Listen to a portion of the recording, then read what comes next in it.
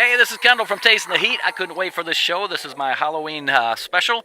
And how could I not have the Undertaker himself, Victor Ives? We're going to be talking to Victor in here in just a minute. Looking so forward to this. This is absolutely fantastic. And speaking of the Halloween style of what's going on, next Sunday, October 30th, is the Tasting the Heat Inferno Fest. It's at the historic Packard Proving Grounds in Shelby Township, Michigan. This is going to be a great event. We've got hot sauce makers and salsa makers, barbecue sauce makers, all kinds of spicy food makers coming from 4 different states to this event. It's going to be absolutely dynamite. If anybody out there still wants to get in, I think we can squeeze in a couple more vendors. It's going to be a fantastic time. If anybody wants any more information on it, go to www.myfavoriteshowsandevents.com, and there's all kinds of information on there, and you can sign up and contact us to get in. So I'm really looking forward to that. I hope everybody who's in the area can get out to that. But let's get right to the Undertaker himself. Victor, are you there? I am. Greetings, it's Victor, the Undertaker, HalloweenHotSauce.com. HalloweenHotSauce.com. I tell you what, I did not know what to expect when you sent me these 3 hot sauces. I'm going to get them out here. They're absolutely fantastic. I tried putting them back together the way you had them. I didn't quite have them as good as you did because each one has got like a little netting over it, and each one has got, oh, that one fell off. Each one has got a toe tag on it. And yeah, toe tags and a scrap of funeral cloth. Funeral cloth, okay. Absolutely, a scrap of funeral cloth taken from an unwilling cadaver, if you will. They're absolutely awesome. I love the style. I love the labeling on it. What a great job. And I got to tell you, I've never had anybody send me a package with so much stuff in the theme of everything. I mean, here we got graveyard gummy worms. That was in the package. You got a scroll I had to undo that is like something you'd see at a Old West funeral that unwraps it and reads all about the Halloween hot sauces. And then there was a spider and a I'm not sure what this is. Did I put a centipede? Centipede. I mean, yes. Your vermin may vary. I'm never quite sure what's going to crawl into the packages before I leave the mortuary. I love it. I absolutely love it. Everything you got is totally in style with everything else you're doing. What a great concept. What a great packaging idea. What fantastic things here. I just absolutely loved it. You put a big smile on my face when I opened this up the other day. Well, that's the goal.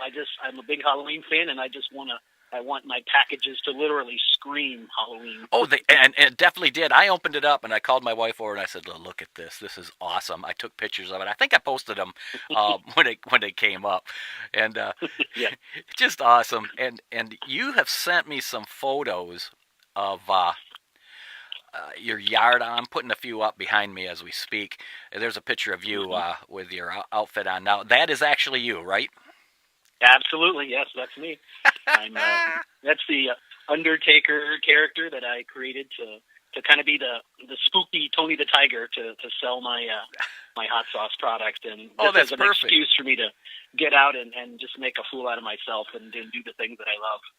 I think Halloween is probably the funnest adult holiday there is. I know kids love it, but I think adults absolutely cherish it just as much, if not more, because they can get out of their normal skin and be something else for the night.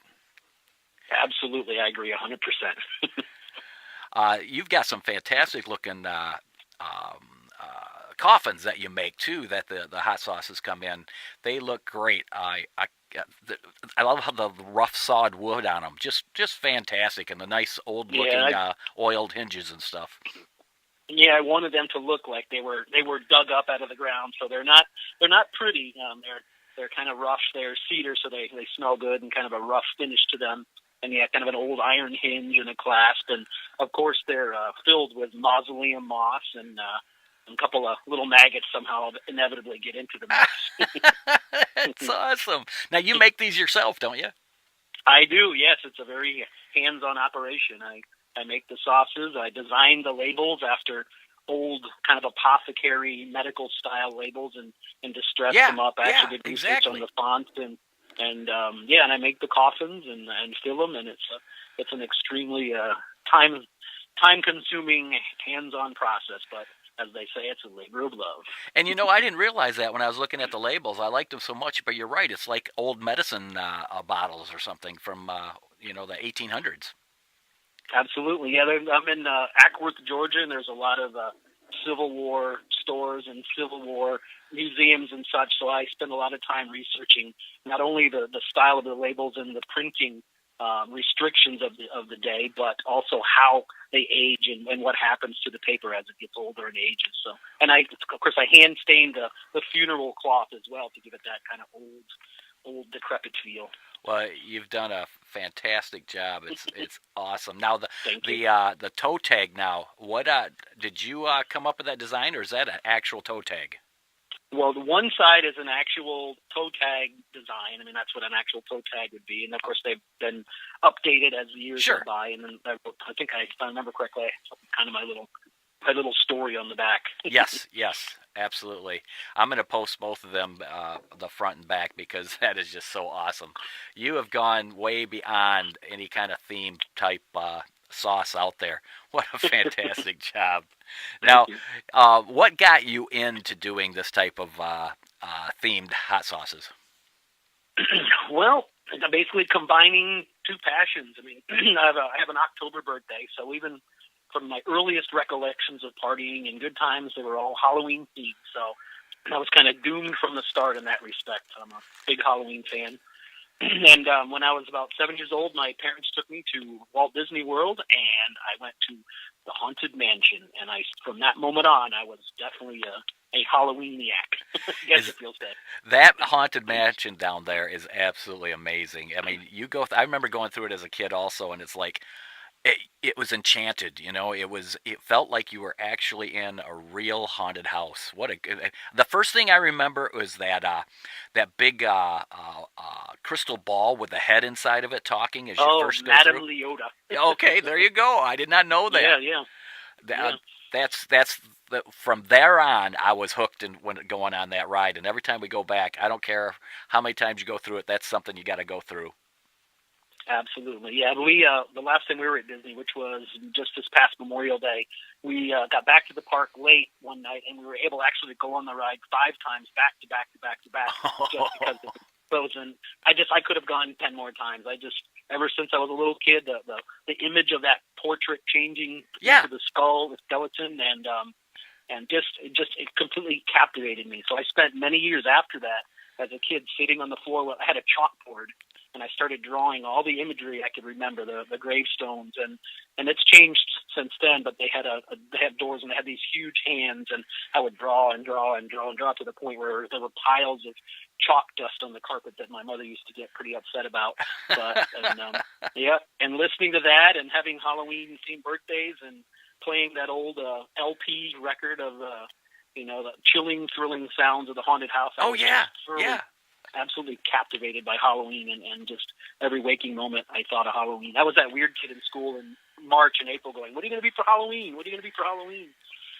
So that was the first passion. And to tie it into hot sauce, many years later, I was after high school, before I actually went into college, I was working in restaurants in Miami, and the Cajun, craze had hit. Okay. And kind of prior to that, I really wasn't into spicy foods at all. I mean, my father had Tabasco around the house and Frank's Red Hot, and I didn't really care for it or against it. I didn't use it. I didn't really think much about it. Right. But when I was working in these restaurants and I discovered this wonderful, amazing Cajun food that I'd never heard of, and just the spices that they use, the blackening seasonings, and just the wonderful wonderful flavors and aromas and spice blends, and of course the restaurant also served buffalo wings. So I tried those, I think, for the first time, believe it or not, when I was 19 years old, and these are the most delicious, spicy, wonderful, crispy, creamy with the blue cheese things I've ever had in my life, and I could not get enough of the spice and the flavor. I was a passion that just erupted at that very moment. And you were hooked for life. I was hooked for life. Yeah, doomed, as they might say. Should I say you're hooked for afterlife? Absolutely right. So I had the good fortune of being able to work closely with the chefs there. At the time I was a busboy and working in the bars and such. But I kind of befriended one of the Cajun chefs there, and he showed me all about cooking and how he spiced up his foods and the blackening seasonings, which I don't know if you're familiar with, but basically garlic, basil, oregano, onion, white pepper, black pepper, paprika. It's just a wonderful, robust, spicy blend that they coat on chicken, they coat on fish, and they put it in a super searing hot frying pan with a little oil, and it makes that blackened coating. Okay. And just that the flavors, the charred flavor, and all that spice was just wonderful. Oh, absolutely. But I was thinking to myself, and I liked, at the time I liked Frank's Red Hot, and I liked Tabasco to a degree, and I liked the Louisiana One Drop, just basically vinegar, salt, and peppers. Right. And that was fine. But I'm like, man, you know what? This is kind of missing something. It's just kind of watery and vinegary, and it has heat, and it has, salt. But what if I added some of this, Cajun spice blend to the sauce, and I mixed it up and tried it, and it was awful because there was too much pepper, or too much like white pepper, too much crossover in flavors. But it took me a few years of just kind of messing around with the Cajun food recipes and the spice blends and mixing them with the current existing sauces to come up with a ball jar blend. I called it because it was just a murky ball jar sitting on my table with a plastic spoon in it that I started to spoon onto everything. Yeah. That's awesome. I tried your sauces today, and I'm gonna review them and put them up tomorrow. I just did a real quick taste test on some chips, and I'm gonna do some cooking with them tomorrow. And I tell you what, absolutely fantastic. There's great, robust flavor. The one I'm reading it. The black pepper really stands out. The bat, yeah, that's the medium.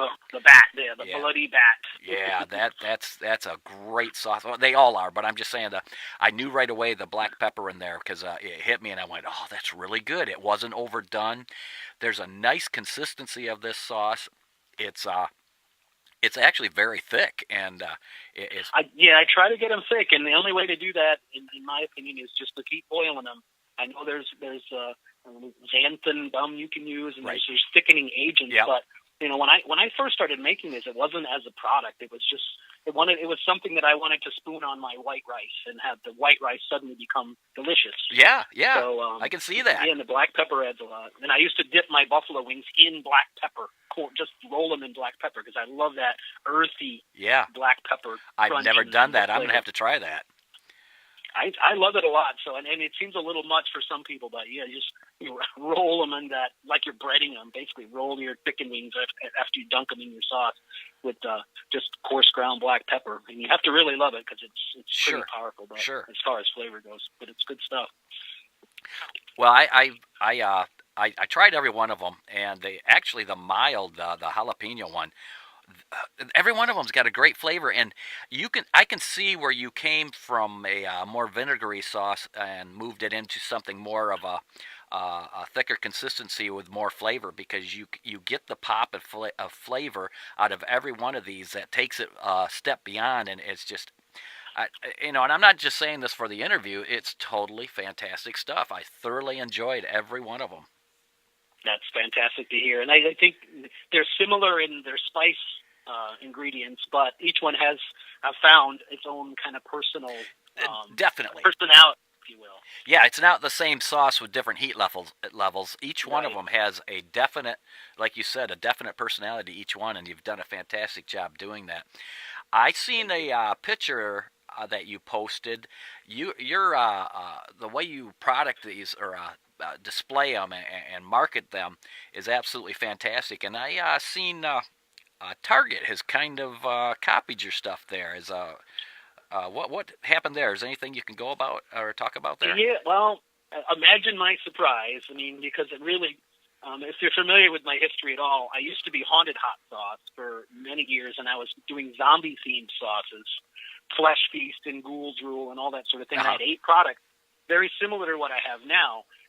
but I had 8, and I couldn't. Now I've kind of narrowed it down to the 3 best ones because I was still in the discovery, exploratory stage, and I had really too many products that were too similar. Mm-hmm. So I've been doing it for a long time. So really, this idea of the distressed labels and the hand stained funeral cloth and the toe tags and the twine that wraps around them, and it coming in coffins, has been around. I've been doing it, God, since 2007, I think, or even earlier. So it's something that I've really been working on a lot. So imagine my surprise when I walk into Target this year in the Halloween section, and I find there are little, I think, 3-ounce bottles of basically, it's not my sauce, but it's a green sauce, it's a red and 2 red sauces, a jalapeno, a medium bat, and a hot. I guess theirs was a ghost, but it had a skull, but it had an identical look to them. Absolutely.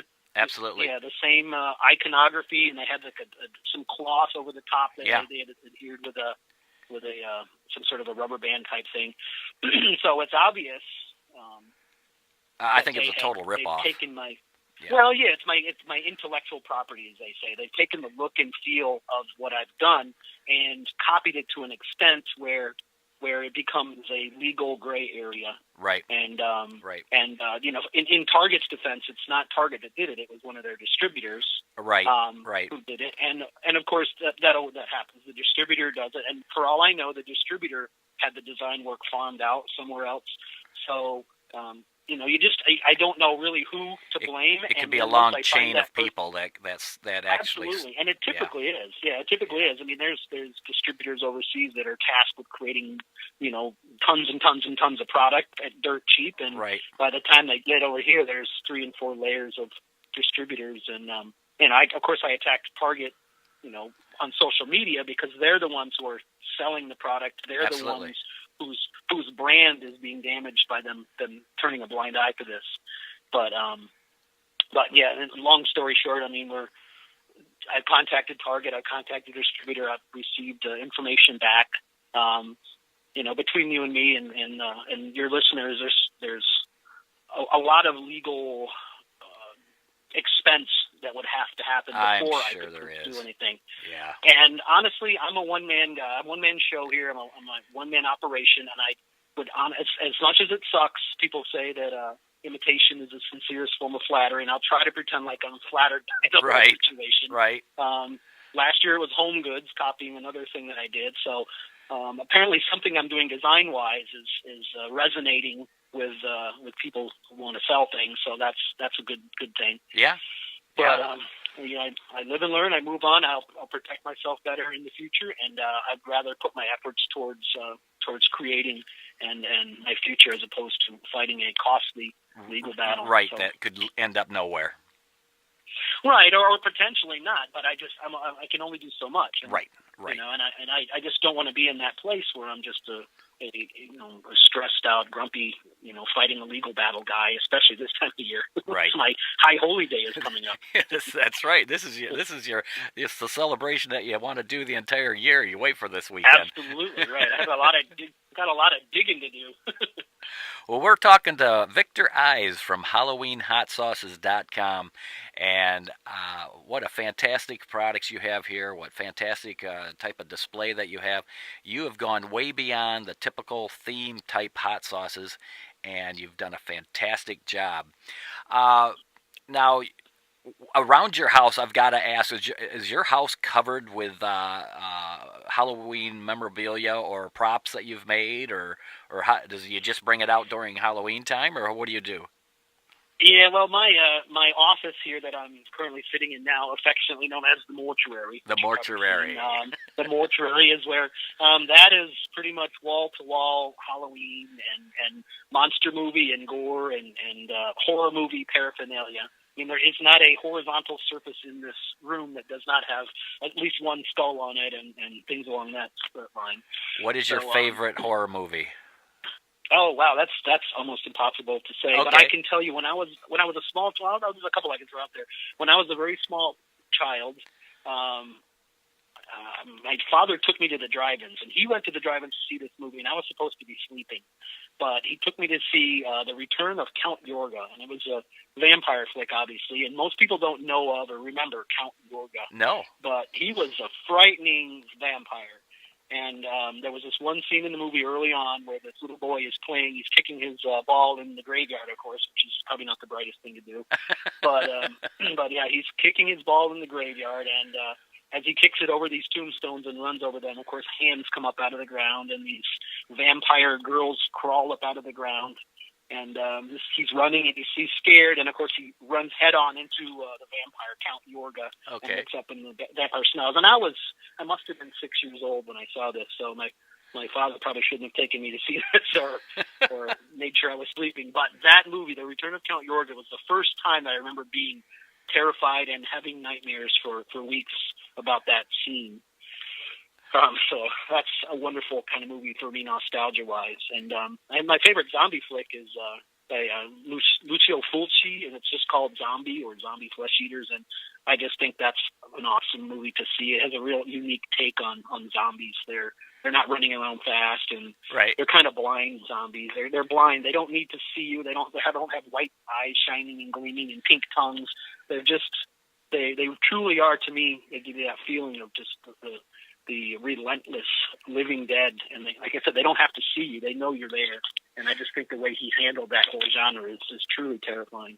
Well, I think that's definitely a couple that we all need to take a look at, because if Absolutely. you love horror films, I think there's no one better to talk to about that than you. Well, those ones stuck with me, and of course, there's all my favorites growing up, all the '80s slashers, and Friday the 13th, and Nightmare, and Halloween, and pretty much anything Halloween and horror I'm into to some degree. But just those movies really, really were chilling to me. Maybe because I was so young, or when I saw Zombie, it was much later in life. But just the way they handled the zombies was actually, to me, truly chilling. So, a couple of recommendations there from There you go. Thank you very much. Now, have you started decorating for this coming weekend? I have decorations both in my office and in my workshop where I make all the coffins. They're always there. Okay. Typically here in Georgia, we get a mid-October rain and windstorm. So I think it was last week, the week before, we had remnants of that hurricane kind of blow through. Right. So all of my stuff is ready, at the ready. And although I'd much rather have it out first week in October, I'll be putting it out starting Friday night. I'll do my lighting this coming Friday. Which will be the 20th or something, 21st, I don't know. But so it'll be this coming weekend. I will be putting out all of my decorations. I have a cemetery fence and tombstones and zombies and spider webs and just all the works. And of course, a full sound system. I'm a big fan of interesting soundtracks. So there'll be wolves howling and organ playing and maniacal laughter and I think the Saturday before Halloween will be when I truly celebrate with my Imperial Pumpkin from Southern Tier, my pumpkin ale that I'm actually enjoying one right now. Awesome. Cheers. Now, you make that yourself? No, this one is one you can buy. I recommend it by Southern Tier, but I do make a pumpkin ale. I tried to grow pumpkins here in Ackworth, and the soil here is real clay, mostly clay. So I planted pumpkins, and I planted 16 plants, and only one grew, and I got one pumpkin. Oh. So I made pumpkin ale, and I called it the Undertaker's Lone Survivor Pumpkin Ale, and that was delicious. How long does it take you to get into this entire outfit that you're wearing? Well, as long as I have, really, but I can seldom do it in less than about 90 minutes. Okay. And that's the makeup. I mean, of course, the clothing, the giant monster boots, and the contact lenses, and the teeth, and all of that take no time. But the makeup itself, that takes about an hour and a half. And try as I might, I just can't seem to do it. And it's all by hand. I mean, I'm not a makeup artist, but I've been working on the same Undertaker persona for about 10 years, since I came up with the idea. And I'm starting to get the hang of it. Well, it looks like it's something that came right out of a horror film. I mean, what a fantastic job from the gilting on the jacket to the staining and the staining on the hat and everything, the hair, everything. Seriously, it looks like something you'd see right out of a horror film. Thank you very much. Yeah, actually, speaking of a horror film, I played that character as an extra in Rob Zombie's Halloween 2. Really? That it was, yeah, it was something I didn't mention. About 48. We shot for about 2 days in Newborn, Georgia, in an old abandoned fertilizer mill, and they had set up to be a huge 300 and some odd person Halloween party. And of course, the actresses were getting killed and also that sort of thing. But they bussed us to Newborn, Georgia, and I dressed up as my Undertaker character, and me and about 330 other costume crazies got to have a 48-hour Halloween party. Now, Rob Zombie directed that one, didn't he? Absolutely, yeah. One of my goals while I was there was to actually meet him. And not only did I meet him, but I was actually quite tired of being around him by the time the shooting was done. Did you get any pictures of you? Did you get any pictures of you two no, together? we weren't. I have some pictures of me in costume and on location. I'll send those to you. Okay. But we weren't supposed to be taking pictures of him or of the set, so I honored that request. Sure.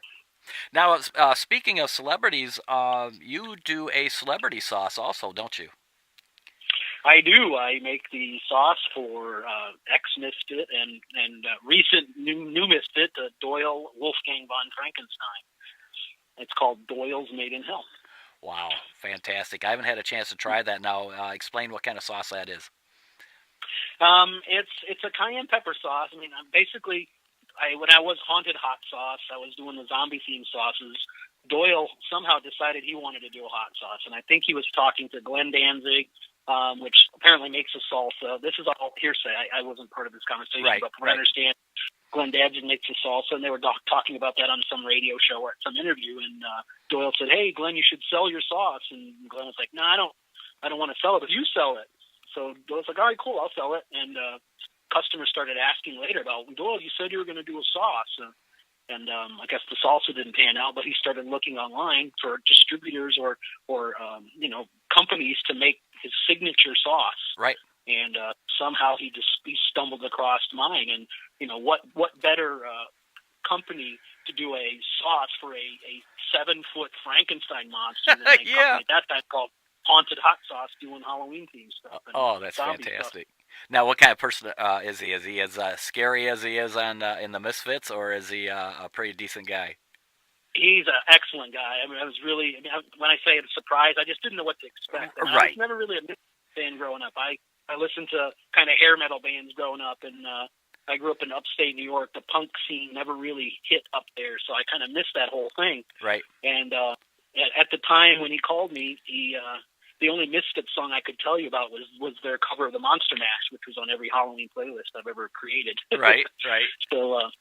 So while he's talking to me, I went and Googled Doyle Wolfgang von Frankenstein. Of course, the iconic Misfits theme skull shows up everywhere. And of course, I recognized Doyle, his iconic look. And I'm like, no way, this is really Doyle?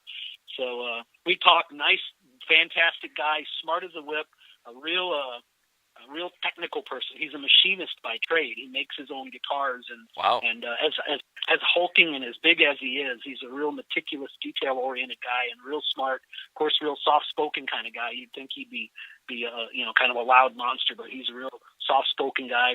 He thinks about what he says. He doesn't talk a whole lot. But it was an absolute honor meeting him and working with him, and I still love working with him every time I get a chance to see him. Well, it's fantastic. That's a really, really neat, interesting story about him, because you'd never know that because he's so ominous when you look at him. Yeah. With that long, the ponytail going down the front of your face, Yeah. down the the devil back. lock. Yeah. Well, what'd you call it? I'm sorry. It's called the devil lock. The devil lock. In front of his nose. The devil lock. Yeah. Yeah, and he wanted to. Of course, if I'm going to make a sauce for him, I first became a student of the music. Right. So I listened to every single Misfit, everything that I could find, and was like, where has this band been my entire life? I love this stuff, and I think my favorite album is called Famous Monsters, and I used to read that magazine as a kid, and just every single song on that album resonated with me. And when he toured, at that time he was in his own band called Gorgeous Frankenstein. When he came to Atlanta, we arranged a meeting, and I brought him all my sauces that I made, and experimental specimen sauces and all sorts of crazy stuff that I had done. And we just sat there in his trailer and tried hot sauce. And that's awesome. Liked this and didn't like that. Yeah, it was so surreal because, not having grown up a Misfits fan, I was like, this is like every Misfits fan's just dream Oh come true. yeah. Now, when I first got my first of Misfits, when I was living in New York myself, and I was Hmm. recording in a recording studio where the Misfits recorded, and their actual producer Bob Aleka was recording us and was trying to get us a deal, and Wow. it didn't work out. But that was my first taste of Misfits, and I started getting into them, going, man, this is totally different than hair metal that I was doing at the time. Right. And Yeah. Just the power. oh yeah, it was almost like early thrash that still, Hmm. but it had power chords in it. It was just fantastic stuff. Yeah, absolutely. When I met Doyle, of course, he'd seen me on my website as the Undertaker, Oh, because I'd seen him in his Frankenstein right. monster get up. So when we met, I went to of course, he was setting up, and it was just this massive hulking figure standing on the stage tuning up his guitar. Not in makeup at all. And I walk up to him, and he's just like, "Who's this guy?" And I'm looking at Doyle. I'm like, "Doyle, Vic Ives, Undertaker, Halloween Hot Sauce," and both out of our mouths, it's like, "You don't look like you do online," just Right, right. simultaneously. So yeah, it was really cool to meet him and see him kind of behind the scenes.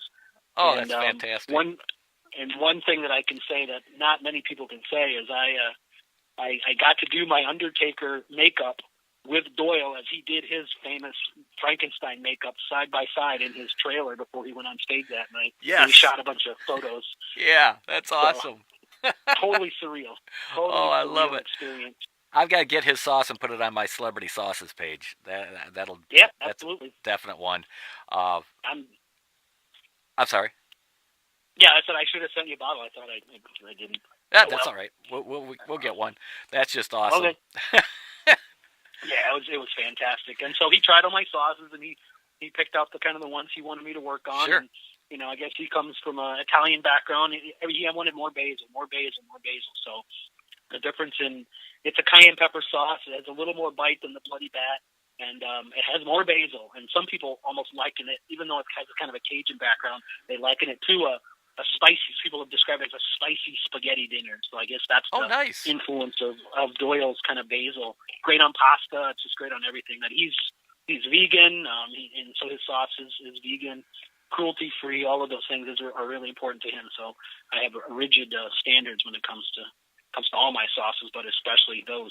So Wow, you'd never think that, seeing a guy like that he'd be vegan, and so yeah, you think he'd be subdued, eating animals whole. Yeah. Fantastic. Yeah. I needed a recipe for his site for Doyle's Made in Health, so I called him up and I said, "Doyle, give me a good recipe for your site." And the recipe was using like seitan, which I guess is some sort of vegan meat substitute, and raisins. And I'm like, "Dude, this isn't gonna fly. I need something with like meat in it." So we'll pass on that one, but I should probably put it up there. Oh, that's hilarious. But yeah, but what he was eating, I mean, obviously it does the body good apparently. Oh yeah, absolutely. Yeah. We've got one of our daughters is a strict vegetarian, and I tell you what, I should take more of her cue because talk about healthy, and I'm always having issues with something, and I'm sure I could change it by just changing my diet. Yeah. But flesh is so good. Oh, it is. Yeah, it is. It is, especially over the grill. Absolutely, absolutely. Freshly dug up. Oh no, wait a minute. Yeah, No, yeah. So I mean, that's that's for whole the theme Undertaker. that I got with my coffins and the burial, shrouds and stuff was I had to come up with kind of a backstory on who the Undertaker was and what his kind of MO is. Oh yeah, So yeah. I think on the back of the card, I think it says a lot, but it's rumored he lives in the mortuary and creates these sauces, rumored to have been grown on cemetery ground. So these peppers are actually grown on a desecrated cemetery and fertilized by the angry dead underneath. So that's kind of the horrific theme around. Yes. What I do. I've read that. I read it on the back of one of the toe tags. It's right. perfect. Yeah. I said this is a perfect story to go along with the hot sauces and the whole theme of the whole thing. It's just perfect. Now I'm looking at a picture of this like undead person with looks like a brain and a heart and a hose. Now where is this at? That's not this Halloween. That was last Halloween, and that was in my garage. I Okay. set up my 2-car garage. I open up and I set it up as some sort of a place for the trick or treaters to come in. They can either go up the stairs and get their candy in a more safe manner, or they can venture into this dark mortuary domain. And I set that all up with the corpse on the table and the brain and the bloody tubes and Right. I think there was a table in there full of sharp objects and implements, and so they can, and it's all lit up pretty cool. So they can either get their little candy by going upstairs and going trick or treat at the doorbell, or they can venture into the mortuary and walk around a little bit, and they get better candy, but sometimes they leave screaming. Do you get a lot of kids that go through there? We've had fewer and fewer for a while, but I think there's more kids in the neighborhood now than there used to be. Good. Just the job market around these parts. So and the housing industry. So I mean, there's more and more kids in the neighborhood now than there used to be. So I'm looking forward to more mortuary visitors. Oh yeah, absolutely. That has got to be a ball because I've done things around Halloween time and it's just fun to see the kids just enjoy it thoroughly. When you go to YouTube and look up Tilson Street, it's a little Romeo is a little city about probably 30 minutes from me here, 30, 40 minutes. But the entire street decorates for Halloween. They do it every year, and every year it gets bigger and bigger. And take a look at some of them haunts on Tilson Street or Tilson Street haunts, something like that. It's on YouTube. And excellent. They go down there and they videotape it. And some of these places, I mean, there's one down at the end reminds me of the Disney World haunted house. It's just crazy. It's just amazing how they do some things. And check that out. I'm sure you'll get a kick out of that. It's really neat. I will definitely do that. Yeah, I like that. I mean, I like spooky more than gore. Typically, I mean, gore is kind of too easy. That thing I have with the zombie head and the brain, that's probably about the goriest thing I do. But yeah, typically spooky and macabre is more interesting to me. I like lighting's important. I like the front of my house is all blue. The graveyard is all blue and greens, and the only bright lights are red coming out of the house. Oh, so wow. It looks like pure evil inside. Yeah. Everything is blue and cool and greens outside. Well, spooky lets you use your imagination more than just gore. Absolutely. And you're not quite sure what's going to come creeping out of the shadows. Exactly, yeah. Blatant flash of splattered blood. So, and I hang these things that I make called witch jars, and they're popular online. But yeah, they're basically just jars that have been stained with browns and blacks, and they put candles inside, and I hang them from the trees at varying heights. And I have, I think, almost 100 of these things. So there's just swinging in whatever breeze we have. Oh, yeah. Hundreds of these. It's just a beautiful, spooky, creepy atmosphere. Lots of blues and greens, and then it gives an ominous shadow on the ground also when they're swinging. Absolutely, yeah, and it's just a creepy effect. And I do a mausoleum kind of on my garage doors. I cover them with these mausoleum plaques. So it's just a cool, spooky atmosphere, and yeah, it leaves lots of room for imagination. That sounds awesome. When you get your stuff done, send me some pictures. I'm going to post them on the Taste the Heat Facebook page. I'm sure everybody's going to want to see these. This is just awesome. Victor, I've totally had a great time talking to you tonight. I love your sauces. They are the bat, the bloody bat, the grinning skull, and let me grab the other one here. It is the spider venom, and they're all absolutely fantastic, perfect for the holiday of Halloween. Go to HalloweenHotSauces.com and get your own, and check out the entire site. It's absolutely fantastic. Victor, I want to thank you for spending some time with us tonight. I've had I've had a grin on my face from when we first started talking. This is absolutely fantastic. Absolutely my pleasure. Thank you. And everybody out there, don't forget, next Sunday, October 30th, is the Tasting the Heat Inferno Fest in Shelby Township, Michigan. Please go to